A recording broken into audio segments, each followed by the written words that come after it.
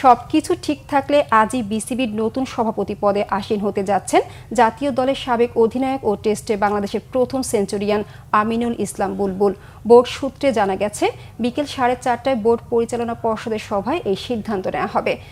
আজ 5 আগস্টের পর ফারুক আহমেদকে বিসিবি সভাপতির দায়িত্ব দেয় অন্তর্বর্তীকালীন সরকার।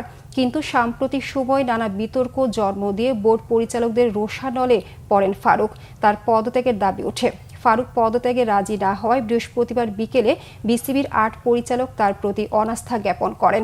কয়েক ঘন্টার মধ্যেই এনএসসির পক্ষ থেকে বিসিবিতে তার মনোনয়ন বাতিলের চিঠি পাঠানো হয়।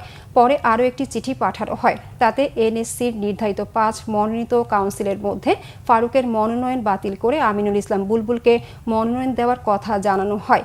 বিসিবির নির্ভরযোগ্য সূত্র আরও জানায়, আজ বিকেল 4:30টায় ফারুককে ছাড়াই নতুন পরিচালক পর্ষদের সভা হবে। অন্যতম পরিচালক নাজমুল আবেদিন ফাহিমের সভাপতিত্বে সে সভাতেই বুলবুলকে নতুন বোর্ড পরিচালক হিসেবে গ্রহণ করা হবে। এরপরই হবে নতুন সভাপতি নির্বাচন। সূত্রের দাবি, বুলবুল নির্বাচন করবেন এবং সর্বসম্মতিক্রমে নতুন বিসিবির সভাপতি হিসেবে নির্বাচিত হয়ে যাবেন। বিসিবির পরবর্তী নির্বাচনের আগে 4 মাসের জন্য দায়িত্বপ্রাপ্ত হবেন বুলবুল।